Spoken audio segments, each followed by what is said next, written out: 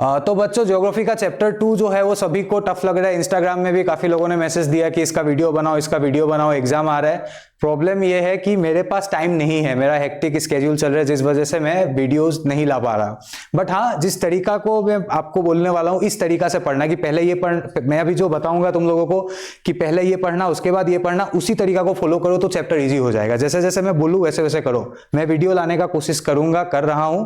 अगर हो जाता है तो बहुत बढ़िया, नहीं भी हुआ तो मैं आपको जिस तरीका से बताने जा रहा हूं वही तरीका से इस चैप्टर को पढ़ना, तो आपके लिए चीजें आसान हो जाएगा, वरना डिफिकल्ट होगा। क्योंकि सेवा ने बस इधर उधर डाल के बस चीजों को रख दिया है, सिस्टमेटिकली नहीं दिया है चीजों को। मैं सिस्टमेटिकली कर देता हूं, क्रोनोलॉजी वाइज अच्छा से कर देता हूं। आप बस वैसे वैसे पढ़ना, आपको देखना सब समझ में आ जाएगा।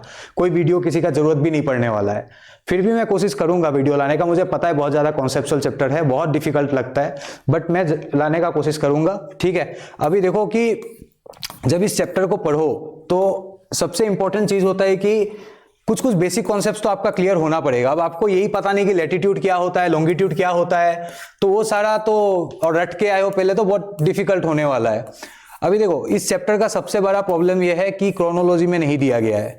अभी सबसे पहले स्टूडेंट क्या करते हैं कि सीधा चैप्टर को ऐसे फॉलो करने का कोशिश करते हैं, सीधा प्रेशर बेल्ट जानने का कोशिश करते हैं। तो पहले प्रेशर बेल्ट जानने से पहले ये जानना जरूरी है विंड का कॉन्सेप्ट, फिर आपका एटमॉस्फेरिक प्रेशर का कॉन्सेप्ट, फिर ये जानना जरूरी है कि जब टेम्परेचर हाई होगा तो प्रेशर लो होगा, और जब टेम्परेचर लो होगा तो प्रेशर हाई होगा। ये सारा कॉन्सेप्ट जानना बहुत जरूरी है।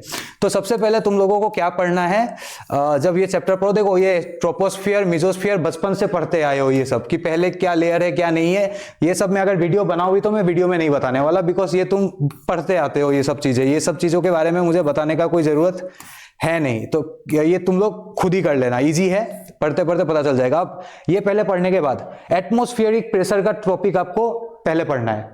सब मतलब ये पढ़ने के बाद, जो कंपोजिशन वाला पार्ट पढ़ने के बाद ये सबसे पहले पढ़ना, एटमॉस्फेरिक प्रेशर ये पढ़ लिया। ये पढ़ने के बाद air temperature altitude from the earth surface, ये पार्ट अच्छा से पढ़ लिया कि टेम्परेचर, मैंने तो ऑलरेडी कुछ बातें अभी थोड़ा देर पहले बता ही दिया है, ये पहले पढ़ना। इसके बाद सीधा ग्लोबल प्रेशर बेल्ट मत पढ़ना, नहीं तो डिफिकल्ट लगेगा, कुछ समझ में नहीं आएगा। ये पार्ट के बाद 2.2 ग्लोबल प्रेशर बेल्ट्स नहीं पढ़ना है, ये इसके बाद नहीं पढ़ना है। मैं जब बताऊंगा कब पढ़ना है देखना, ये अभी नहीं पढ़ना है आपको। जब आपने वो एटमॉस्फेरिक प्रेशर वाला कंप्लीट कर लिया तो आपको विंड वाला पार्ट को पढ़ना है, डेफिनेशन ऑफ विंड, ये सारा चीज क्लियर कर लेना। ये सारा चीज में बहुत बेसिक कॉन्सेप्ट्स लिखा है, हॉरिजॉन्टल मूवमेंट सब कुछ अच्छा से दिया गया है। ये पढ़ने के बाद फिर फैक्टर्स, ये सब आपको पढ़ना है, factors of origin and movement of wind, ये सारा चीज पढ़ने के बाद ये सारा चीज pressure gradient force, gravitational force की वजह से क्या होता है, सारा एयर पार्टिकल जो है सरफेस में रहता है। जितना आपको पता है ना, ग्रेविटेशनल फोर्स एकदम सरफेस पे सबसे ज्यादा होता है वहां पे, तो इसका वजह से क्या होता है, सारा गैस पार्टिकल सरफेस पे ही ज्यादा वो होता है। मैं जब बताऊंगा तो और ज्यादा क्लियरली बताऊंगा, अभी बस ऊपर ऊपर में बता रहा हूं। तो ये सारा चीज पढ़ लेना। इसका आइडिया लेने के बाद लैंड ब्रिज, सी ब्रिज, ये सब का कॉन्सेप्ट पढ़ लेना।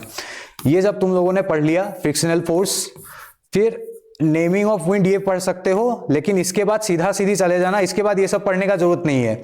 अभी तुम primary wind circulation, trade wind ये सब देख लेना, थोड़ा वेस्टर्लीज, बट हाँ अभी ये सब नहीं देखना है। ये जो प्रेशर बेल्ट है एकदम लास्ट में, जब सारा कॉन्सेप्ट हमारा क्लियर हो जाएगा, तब फिर एयर मास ये सब देख लेना, ये कॉन्सेप्ट देखना।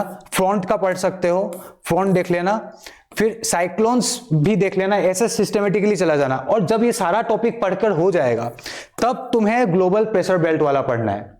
मैंने क्या कहा कि ये सारा टॉपिक जब तुम्हारा पढ़ के हो जाएगा तब तुम्हें ग्लोबल प्रेशर बेल्ट पढ़ना है, तब चीजें समझ में आएगा। नहीं तो सीधे ऐसे ऐसे पढ़ते जाओगे चैप्टर जैसा तो कुछ समझ में, सीधा ग्लोबल प्रेशर बेल्ट में घुस जाओगे और यही समझ। और जब आप पढ़ो तो जेमिनाई ये सब चीजों का हेल्प लो, जेमिनाई में ज्यादा अच्छा इंफॉर्मेशन मिलता है, करेक्ट मिल जाता है, तो उसका भी हेल्प लिया करो, तो उससे चीजें और ज्यादा क्लियर हो जाएगा। वैसे मैं वीडियो लाने का कोशिश करूंगा, बट ये सारा चीज देख लेना। मॉनसून विंड लास्ट में पढ़ना, जब सारा कॉन्सेप्ट क्लियर हो जाएगा उसके बाद मॉनसून विंड। तो मैंने क्या कहा, अच्छा से देखो, एटमॉस्फेरिक प्रेशर पढ़ लिया। एटमॉस्फेरिक प्रेशर पढ़ने के बाद फिर आपको विंड का कॉन्सेप्ट अच्छा से जान लो, ग्रेविटेशनल फोर्स, सेंट्रीफ्यूगल फोर्स, ये सारा चीज जान लो अच्छा से। उसके बाद आप ये ट्रेड विंड वगैरह जान लो।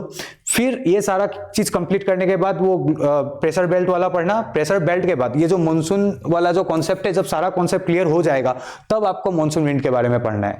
तो इस चैप्टर को मैंने सिस्टमेटिकली बता दिया है, इसके बाद ये, इसके बाद ये, तो ऐसे आप पढ़ोगे तो ज्यादा क्लियर। जब मैं पढ़ाऊंगा तब भी मैं सिस्टमेटिकली पढ़ाने वाला हूं, जो मैं वीडियो लाऊंगा अगर पॉसिबल हुआ तो इस आज के लिए इतना ही। और मैं जो नेक्स्ट सेशन होगा वो मनोरंजन सर जो है आपको लाइव में बता देंगे, कुछ कुछ चैप्टर्स को लाने वाले हैं, क्योंकि मेरे पास टाइम नहीं हो पा रहा है तो मैं नहीं ला पा रहा वीडियोस। तो जब मेरे पास टाइम होगा तो मैं लाके आपको बताने का कोशिश करूंगा। Thank you.